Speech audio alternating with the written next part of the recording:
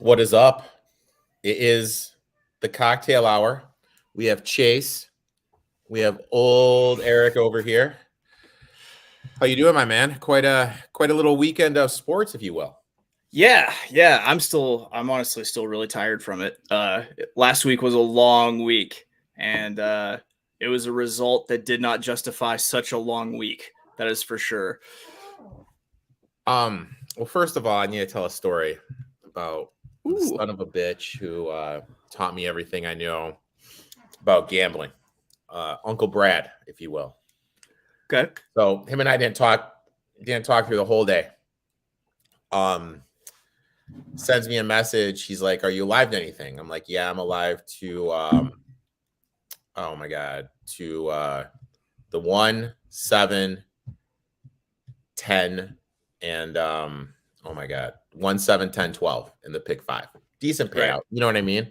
Yeah. How about you? I go, how about you? He goes, well, I played a pick 4. I'm alive to all in the last leg, and it was a $2 pick 4.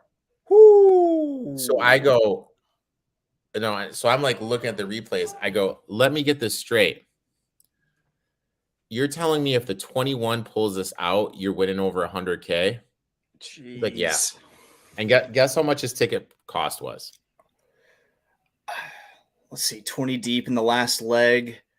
I'm gonna guess 200 to 300 range. Less than 100. Wow. Even going all in the last leg. Wow. I I mean, mean, there was dude, some. there was some chalk though, and it was only a pick Yeah, 4. that's true. So, Yeah. and I was like, he's like, yeah, if it happens, it happens. Like, I'm a winner either way. Yeah. And then son of a bitch, we go out for dinner Sunday night. Guess who's fucking picking up the tab? No, sorry, Monday night. We went out for dinner Monday night. Fucking check comes, dude. Brad just doesn't even fucking move. I'm like, dude, you literally just won 100K on Saturday, and you're telling me you can't pick up the check or at least like freaking like go half? Part of me admires it. Part of me admires it, honestly. You know what I mean? Like, fucking son of a bitch, dude. You gotta make that 100K last a while, Dude. Yeah, it was. So let's first of all, what was your takeaway? I mean, I was on cloud 9 because the 7 broke great. I was like, oh shit. Same here. Until I saw the clock. I mean, I thought something crazy was going to happen because of how fast they were going. I actually thought that would favor the 1. Right. I thought he was going to close. Right. But Jesus Christ, 21. Rich Strike just came out of nowhere. Yeah. So is this the biggest upset ever? Is this bigger than Mind That Bird? This is bigger than Mind That Bird, but technically it's the second biggest. That horse from I'm not even sure when. I think hit at like 90 to 1 a while ago. I'd have to look it up and see exactly who it was. So that's technically the biggest one ever. I mean, this is most definitely the biggest one of my lifetime. That's for sure. Man. Now, what? Looking at his past results, there's nothing really that jumps out the board to me. He did have a good workout there. He did win a race there. Did have some good fractions there. But there's nothing like that says, oh, this he's got a chance. Like, he should have been 8,000 to 1. Let's be honest. Right. He had never won a stakes race. Only time he had actually won a race was a $30,000 maiden claimer at Churchill Downs. So, okay, maybe, I mean, the horse was 1 for 1 at Churchill.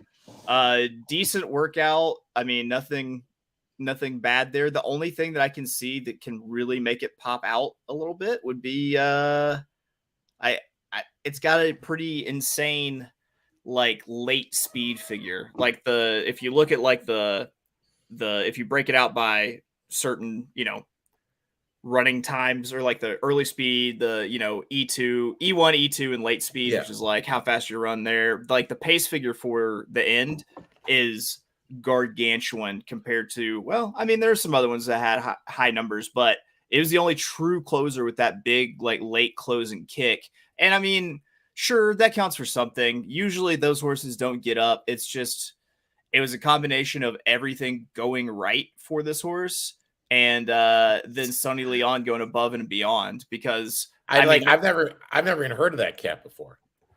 Oh yeah, I mean, I recognize him from like Turfway, Belterra, like, you know. Belterra. I'll be honest. The only time Belterra sees any amount of my money is when there's a Nagel horse running there on some random August day, Right, on a Wednesday. That's the only day that I will bet that track. So my knowledge is very limited. He's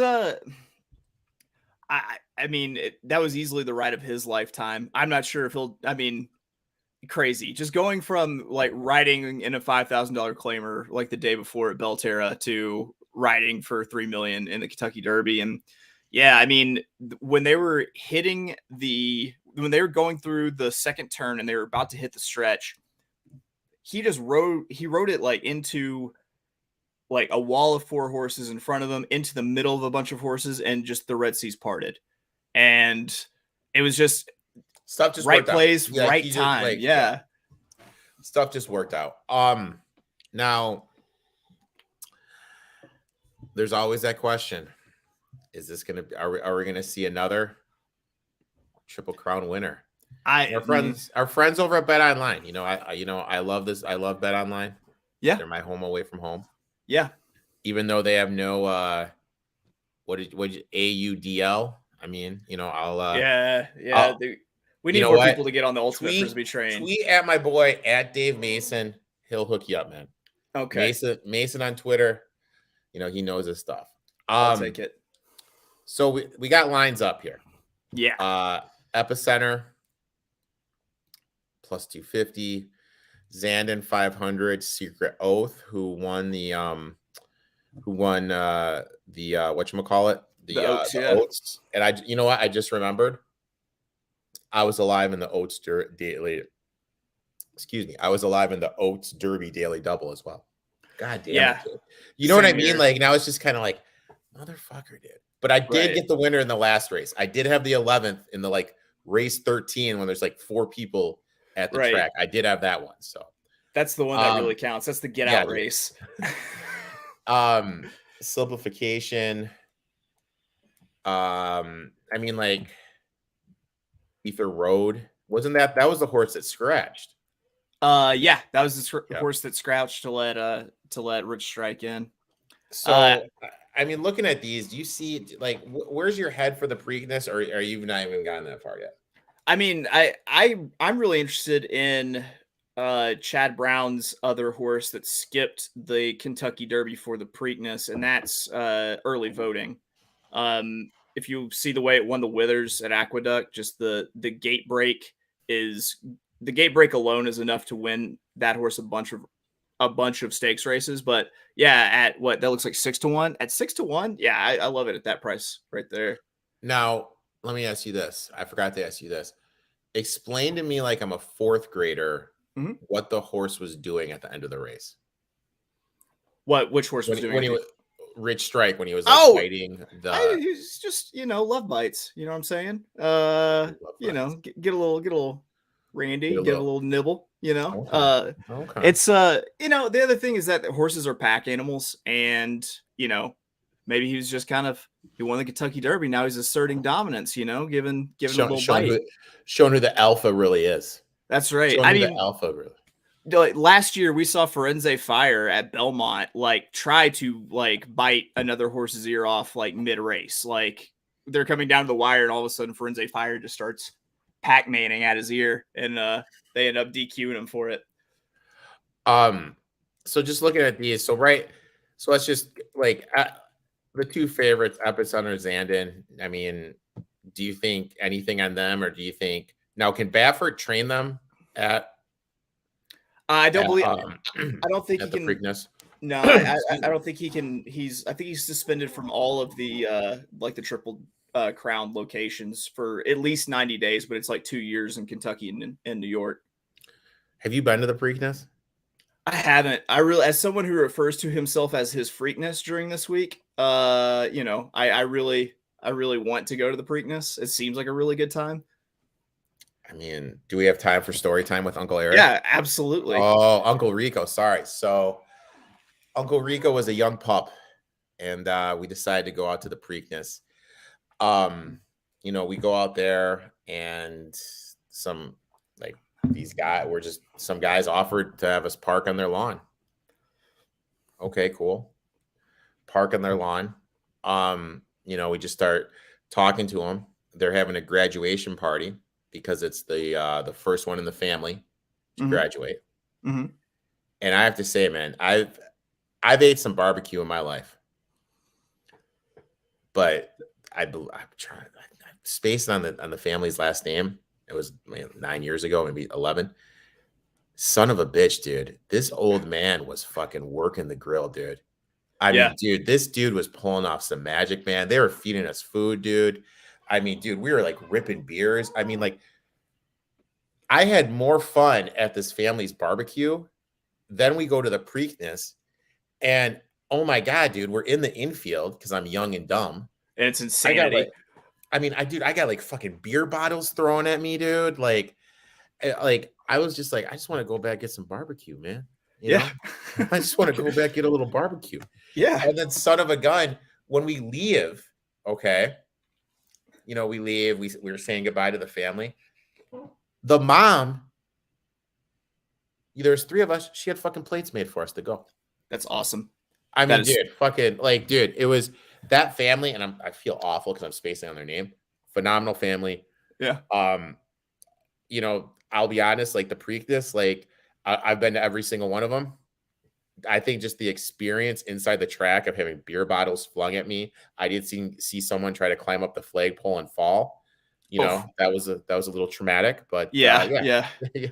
Oh, that was a little traumatic, but it's I mean, there's a reason why they call Baltimore Charm City. And I think they showed you the charm with the barbecue and parking combo. I mean, dude, like I'll tell you what, it was barbecue chicken. They had some mac and cheese. We had some cornbread. Oh my god, dude, it was phenomenal. Awesome. Do you think Secret Oath has any shot here? Actually, I do. Yeah, I think Secret Oath has a great shot because I mean, there's a chance that you could see a pace that goes as fast as they went in the Derby, maybe a little bit slower, but still, it could be another race that sets up for a horse that wants to close, and that's early voting. And I mean, it's not impossible for a filly to win the Preakness. We've seen it a few times. Now, going down, what about Shake 'em Loose or Rattle and Roll? Anything with those, or just I would have to do some research because I'm having a hard time even remembering those horses. I want to say Rattle and Roll came out of Arkansas, but I can't remember where Shake 'em Loose came out of. So let me ask you this. Okay, this is like we had our first year in Arkansas. What was your weather there today, man? It just under 90, sunny, humid. Dude, it was 80 here. I was hating life, dude. Like, dude, like I have the ceiling fan going on high. Because like how my place is, like if I don't keep these ceiling fans going, it's like a sauna in here. Whew, AC cranking. And you know what? The one thing I hate about the warm weather here. Now, don't get me wrong. I have a Peloton behind me. I love slinging. I love biking. But I bike inside. I don't bike outside. And like if anyone's watching this and they're a cyclist, I'm sorry. But you get these people that think they're goddamn Lance Armstrong. And like, I'm fine sharing the road with you, but don't bike in the middle of the effing lane, dude. You know what I mean? Right. Like, oh my God, like I cannot stand those people. And then like, I'm going on a run. They're like, on your left. I'm like, dude, I'm not gonna like dart in front of you, dude. Like, yeah, I'm not a spooked deer or anything. I'm planning on sticking to the straight line. The most disappointing day that I think I ever had was one day post COVID lockdown when I realized that my dad had grown a ponytail and taken up cycling. It was a sad day for me. Sad day. I'll tell you what, dude. Like this Peloton, dude, I freaking love it, man. I freaking love it. But I'm never gonna be outside like freaking thinking I'm Lance Armstrong trying to win. You look good in the spandex. You look real good in this. No. Drinking your Camelback. throwing back some Drinking hammer gel. So another big thing that happened, it was announced today. And I think it's a great move by Fox. Mhm. They locked up Tom Brady for as soon as he's done. Yeah. They just locked. I think it's great because there's going to be such demand for him. Yes. As soon as he retires. Yep. They just said, F it. You know what? We're going to give you this contract. Whenever you're done, we got a spot for you. And they got ahead of the market. I think it was a great move. Yeah. I got to think that the market will probably definitely boom for him once he is 100% actually done. So yeah, I agree. Smart job jumping on top of it. What is it? Joe Buck and Troy Aikman both went to Monday Night Football. Wasn't that the deal? Yeah. So they don't really have like a top crew. So I mean, what? Like you wait like 1-2 years and then Brady's there. I think that's a phenomenal move. I also like how he's got some personality too. Like, I don't know. Did you watch the Man in the Arena?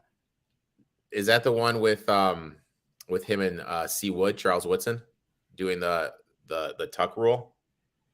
Yeah, it might be actually, but yeah, it's what they did on ESPN Plus. Like it's one episode is one season. Oh no, of him, I didn't see that. No, I didn't. Okay. I didn't see that one. I saw when him and Woodson replayed.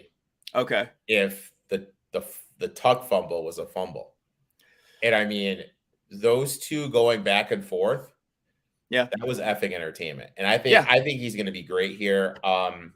He's got some personality. It's gonna depend on who they pair him up with. Like, I gotta wonder who Fox's like. I think Kevin Burke something. Kevin Burkhardt. Yeah, something like that. Yeah, I think that's a great pairing. I would love to see Iron Eagle. I think Iron Eagle is phenomenal. Yeah. I don't know. I think it's a great play, and we're seeing. It's kind of like anything in life, like the good franchises, good companies, they get out ahead of it, and Fox got out ahead of it. I mean, granted, they're playing an arm and an effing leg for him, but it's definitely like the right play in my eyes. Next thing going on, we had the NBA playoffs.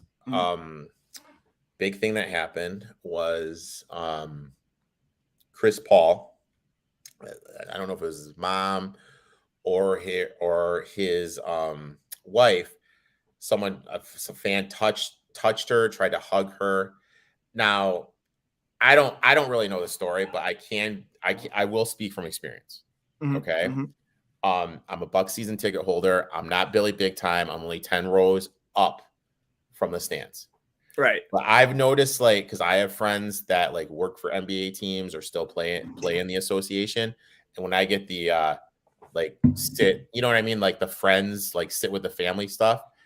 The closer fans are to the court, I don't know if they think they're like involved in the game. Right. But the bigger douches they become, and it's kind of like, you know what I mean? Like, and I'm here like thinking like, dude, like if you were like up in section 314, you wouldn't be saying that stuff. You know what I mean? You wouldn't be doing anything.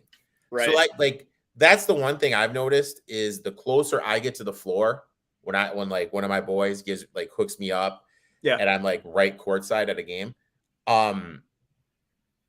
fans are just ruder. They're more obnoxious. It's it's not pretty. And like you listen to some of these things like people say, like, and I don't know what was said. I really need to like do a lot more investigation, if you will. Right. Of course, there's a couple teams I have no ties to. Suns and Mavericks, two of them, of course. Right. So I really don't know the whole story. I just wanted to get your take on the whole what happened.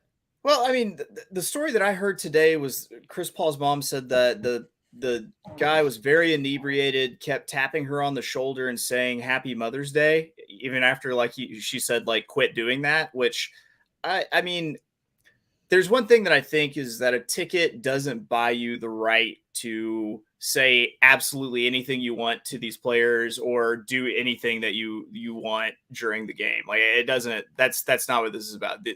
Stop making shit about you, essentially, is what I have to say to that. Two, I mean, it didn't sound like it was a huge deal. It It could have been. like, It could always be crazier, I guess. Yeah. I'm saying. I mean, that's the thing. Like, we really like don't know the story, and it's hard to like, because you hate to like assume something. Yeah. I mean, when everything came out, my first assumption was they were being obnoxious, saying stuff they shouldn't. Yeah. The family was like, "Hey, can you cut it out?" You know. Yeah. And then it just kind of escalated from there. That was my first assumption, but there's no real video. You see the video, it looks like it's a kid who's being escorted out. Right. And Chris Paul's like, "I'll see you later." But I don't know, man. I'm just not. Yeah. I don't know. Like, these athletes are out there, and it kind of makes you wonder, like, do we need to like move the stands back? Yeah. I mean, I think that would put take up hockey glass or something, you know. It's got to do so, or just have like a special like section like for family or something. Maybe just go full chicken wire, like in like Blues Brothers. Or you can be like the Kansas City Chiefs, like they did with Jordan Love's family, and just put them up on the top row of the stadium. You know what I mean? Just that solves everything too. So you know, just do the old Chiefs thing. Just say, hey, you know, just get up there. You know, you're good. You're good. Yeah. The one thing that I'm actually surprised is that I haven't heard the take about it yet that this is somehow sports gambling's fault. That seems like anytime a fan does anything bad, it's because gambling is now a thing that people apparently didn't already do before then. In the eyes of some of these sports reporters, like it always cracks me up when I hear that. I mean, and that's the thing. Like that's the thing people don't realize. Like gambling has been around so effing long, and it, you know, there's been so much stuff that like online's been around forever. God, speaking of online, you know what sportsbook like I kind of miss? What's that? I don't know if you did anything with them. 5 Dimes. Did you ever do anything with 5 Dimes? No, I had friends who played the horses through 5 Dimes. He hit like a pick 6 at Gulfstream, paid him just like, you know, clockwork. I knew a bunch of people used it. I never did though. I mean, what I loved about 5 Dimes was this is open parlays, open parlays with live betting. Right. But son of a gun, dude, if you screwed Tony, or if Tony caught you with it too much, you're out. You're out. And like, dude, like I had to talk to him once on the phone, you know, rest his soul, you know, allegedly died. Which is a whole nother story. If you guys aren't familiar with Tony 5 Dimes, I mean, you want to hear a story about a death or alleged death, like Google that. Yeah, dude, that dude was intimidating as fuck. Dude. As a 20-some-year-old talking on the phone to another guy, I was fucking shitting my pants, dude. Like I was legitimately shitting my fucking pants. Anybody who sounds intimidating and has the name Tony brings certain, you know, assumptions with it. Yeah, I'd be shitting my pants too. So let me ask you this. This is just random, you know, just kind of. I got called weird today, and this is what I got called weird for. And tell me what you think. Okay. When I leave my place, bed is made. Okay. No dishes are in the sink. Everything is clean. Okay. Everything is tidied up. Okay. And the reason I do that is because I don't want something to happen to me and someone come, like my parents or my brother or my sister come to my place and like, dude, what the this guy was a slob. You know what I mean? Like I want, you know what I mean? Like call me crazy, but that's why I do that. I had one of my best friends ended up working for the railroad for a little bit. And there was like a massive, I want to say it was like either a derailment or like head on like train collision that we thought he was on that train and like he would not have survived. And I like right after it happened, I was like, I still have a key to the apartment. I can get there before his parents get there and I can hide anything embarrassing for him. Fortunately, he survived and I did not have to do that. But I mean, like, am I wrong? You know what I mean? Like, I don't want like, you know what I mean? Like, I don't have that. Like, I just need my place to look neat. I mean, I don't have like anything embarrassing.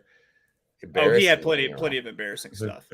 But you needed a cleaning crew, like a CIA level cleaning crew to come in behind him there. God, like Harvey Keitel and Pulp Fiction, just coming in after Travolta flipped that. Yeah, so Pulling up in his Acura Legend. someone called me weird for that. And also, well, let's go back to the NBA because it's a sports talking thing. I thought the Bucks let the Celtics off the hook last night. I thought they Yeah. were completely in control of that game. They got Brown in some foul trouble. They got Horford in some foul trouble. Got away with it.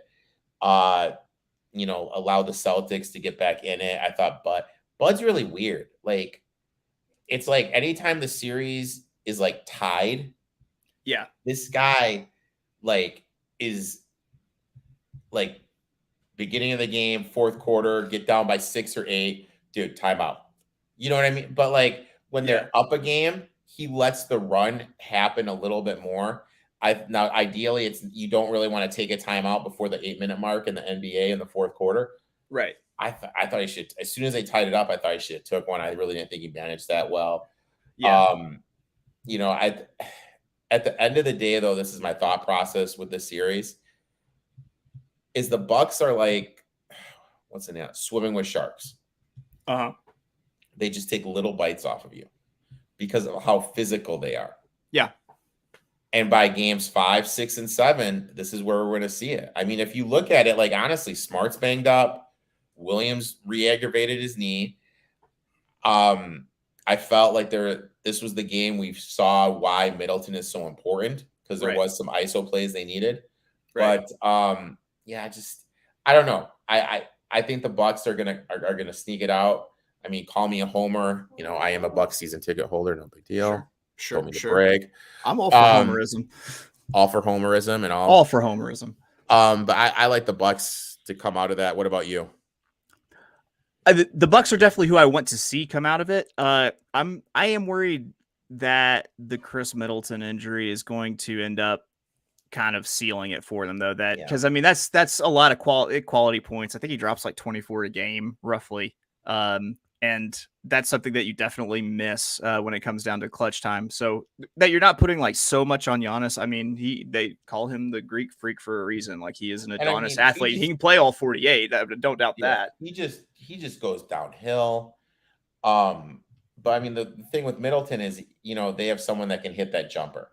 Giannis is just like, dude, what's the saying? A bull in a china shop. Pretty much. Yeah. Just let me be bigger with like a wingspan that's somehow double the size of my own body and dominate this game. Yeah. It's I think impossible to win in the modern NBA if you don't have someone who can just consistently make that 3-pointer every single game. Like you can't, it's just, they've changed it with like the small ball lineups and everyone's shooting 3-pointers constantly. So that, if you're not making your 3-pointers and they are, it's just like later, bye, we're done here, And I mean, I'll give credit where credit is due. I mean, Al Horford, he Jesus, dude, he came out of nowhere. I can't believe he's still in the league. I mean, because I mean, he was winning national championships with Joakim Noah and Corey Brewer and all those folks. Like he's the last one of them, and I feel like now he's been in the league like 15, 16 years almost. Yeah, that's true. That's true. God, who else was on that? Joakim Noah and Corey Brewer. Mike Miller. Yep. Billy Donovan coached that team. Yep. Yeah, that was it. And everyone else, Miller's like actually an assistant coach now, right? Right. It's like he's the only one that's left playing. He's like quietly getting to like Vince Carter territory with how long he's playing. But he's still effective. But the thing is, and this is like gonna be crazy, is he's still effective, but he should stay with Boston. Now I'm pulling this up right here. Al's sister Anna tweeted it out in real time after Giannis got the tee. This is where the Bucks effed up. I know that look. He's pissed. Yeah. I mean, dude, in the third quarter, Anna is tweeting this out. I mean, and granted, I have never even heard of Anna Hortford before in my life, but I'm slowly getting accustomed, right? I am becoming a fan of of that fine young lady. Yeah. But yeah, like he played great. Tatum still, I don't know. Like all I heard going into the series was Tatum was ready for his seat at the big boy table, but he hasn't shown me he's ready for his seat at the big boy table. I heard a Right. great analogy from oh my God, Jay Williams. Jay Williams told the story how he just signed his first contract. He went to a club to New York. They put him in the VIP room. They took him upstairs. He thought he was on cloud nine, and they saw like a stairwell going up to another level. Yeah. And they're like, "Oh, what's there?" He's like, "Oh, that's the super VIPs." And he's like, "That no, or like the mega VIP." He used like some term, and he's like, "That's where Tatum is. He's just a step below that top tier." Which, Yeah. you know what? I mean, like, what, like, we got Giannis. Giannis is in that room. Yeah. Luka's in that room. Yep. Embiid's in that room. Yep. Joker's in that room. Yep. LeBron's in that room. Yep. Chris Paul, 50-50, you know. Yeah. I mean, it's kind of like, I really don't know, like, where, you know what I mean? Like, this is where it kind of gets, like, after those first, like, 5 or 6, it kind of get KD's in that room, obviously. Irving's in that room. But I just don't think Tatum's there yet. And all I heard was he's going to be there, and he's not there. And I don't know. He's in the, would you say he's in the room with Devin Booker, but Devin Booker has a chance to go to the platinum VIP? Yeah, well, here's my thing with Booker.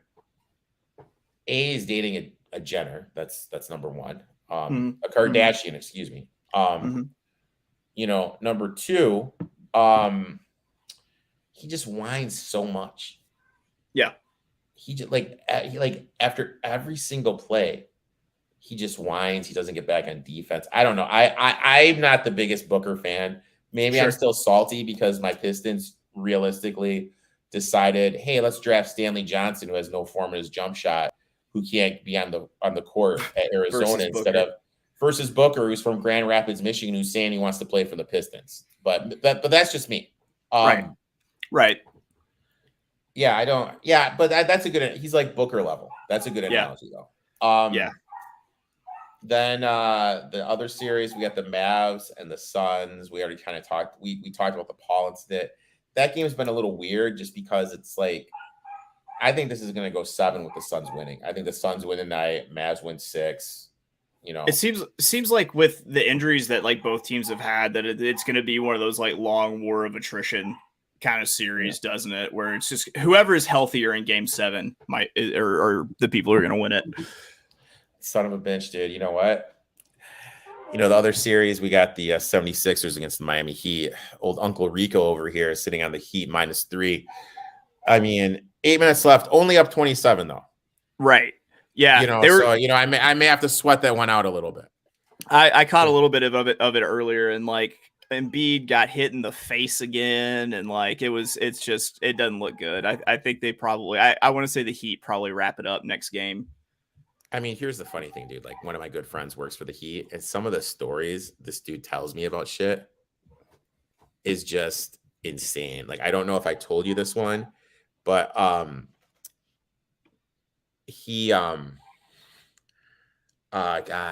So LeBron comes in the room, and he just starts like complaining to Spoelstra. Okay, Spoelstra gets up, goes to the whiteboard, gets one of those dry erase things, writes down a phone number, and says, "That's Pat Riley's number. If you have an issue, just call him," and leaves the room. That's such a move. Dude. Yeah. And then we got Jimmy Butler like coming up and saying, you know, we need to do this, we need to do this, we need to do this, we need to do this. Spoelstra puts on his championship ring, and then goes, when you get one of these, and points it as his ring, he goes, I will consider what you're saying. You know what I mean? He doesn't say we'll do what you're saying.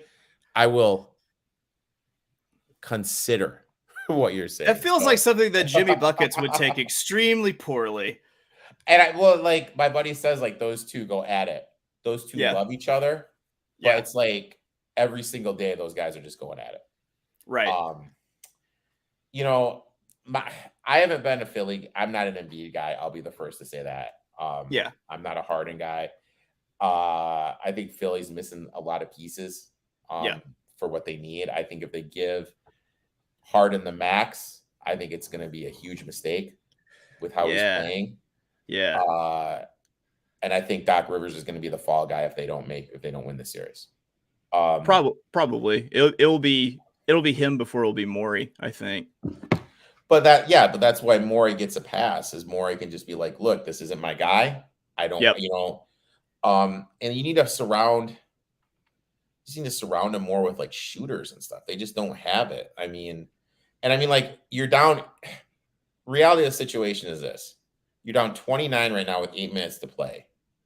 Why is Harris, Maxey, and Harden and Thibault on the court right now? If you're Doc Rivers, Right. get those guys out of there. Live the fight another day. Wait for Game 6. That's what you have to have the mindset for. My thing with the Heat is they shoot way too many threes for my liking. That's number one. Yeah. Number two, they started doing this with Hero and in the pick and roll is Philly just started blitzing them. And that means running twos for those watching. He was just a lost puppy. He had no idea what to do, led to some turnovers. They've kind of made a little adjustment tonight, but I just don't. My thing for the NBA, you have to have that reliable guy on the wing, and I just don't think they have it. In my eyes, it's honestly, it's going to be whoever wins the Bucks Celtics. I think wins it all. I don't see how, unless like Tatum goes down or Brown goes down or Giannis goes down, even with Middleton out, I just have because Chris Paul is like so just up and down. I don't know. It reminds me a lot of just kind of how the Bucks did it last year, where like it took some long series. They weren't super flashy. They just at the end of the day they got the job done because they have the best player in the world right now. God, dude. And you know what? I went up to the championship parade. And I tried to be all cool. Maybe Uncle Rico was a little bit inebriated. Sure. As one tends to be. During a first ever championship parade. I had the finest Pilsner in the land, Miller Lite. Yep. And Brandon It's my choice too. Damn it, I love it. Brandon Jennings, the originator of the Bucks and Six was in the parade. Mm-hmm. He was on the back of the truck. I go out, Brandon, take one of the finest Pilsners in the land. Try to relive the high school quarterback days, throw it, dude. I was so inebriated, dude. Yeah. You just ended up braining a pedestrian. Dude, didn't even come close to him. He just goes, "What the F, dog?" Just but like, I mean, it was, what I love about that parade is my boy Little Rock's own Bobby Portis having himself a damn time. Like he had won the MVP. Just having a good old Bobby Portis dude from Little Rock time. He's the mayor. I mean, like as much as like Giannis, Middleton, Holiday, that's their team. Yeah. I mean, dude, Portis is never going to have to pay for another meal for as long as he lives. It's just the right level of crazy. He's just the perfect level of crazy to be that guy. Oh my God. And then, dude, trivia time. Mm-hmm. What are we 15 Saturdays away from? 15 Saturdays away from. I see the wheels turning. College football kickoff. Oh, yes. Week 0. Oh, yes. Little Northwestern, little Nebraska and Dublin. Yeah. Oh, my God, dude. We know somebody who's going to just be agonizing that game. That's for sure. With old XFL Jim. Oh my God, dude. I cannot wait. Like, here's the thing. He's already got his large irresponsible bets on Nebraska in, I think. Really? At least in futures, that's for sure. Really? All in on Scotty? Yeah. Because I'll tell you what, like, I love Michigan State. I'm like a huge Michigan State guy. even though I'm rocking the CMU fire up chips tonight. Fire up them damn chips. Speaking, 2 offensive linemen drafted in the draft. Just saying. Yeah. Now, sorry, Michigan State under. That's a hammer. That's an absolute hammer. That team should not have won as many games as they did. That's an absolute hammer for me. The Michigan State under. I don't know how they replace Kenneth Walker. That's my thing. Is like what unless they've got somebody who's sitting back there. I mean, Kenneth Walker won them a bunch of games pretty much. Dude, like he's a beast, dude. He is an absolute beast. So yeah, I think Michigan State is definitely a a fade against. I really don't know what's going on with Michigan though.